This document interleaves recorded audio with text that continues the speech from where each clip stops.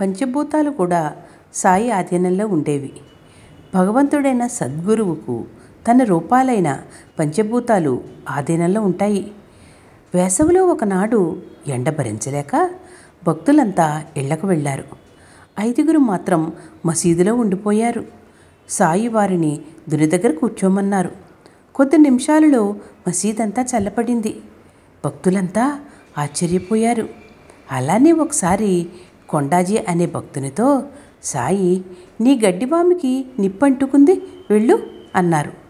అతడు వెళ్ళి చూస్తే అక్కడ పొగ కూడా లేదు. సాయి మరలా అలాగే అన్నారు. ఈసారి గడ్డివాము నుండి దట్టంగా పొగలేస్తోంది. దాని చుట్టూ ఎన్నో వాములున్నాయి. గాలి బాగా వీస్తోంది. గ్రామస్తులు ఆపద నివారించమని సాయిని ప్రార్థించారు. ఆయన దాని చుట్టూ కొద్ది నీరు చల్లి అది ఒక్కటే తగలబడుతుందని అభయమిచ్చారు. అలానే జరిగింది.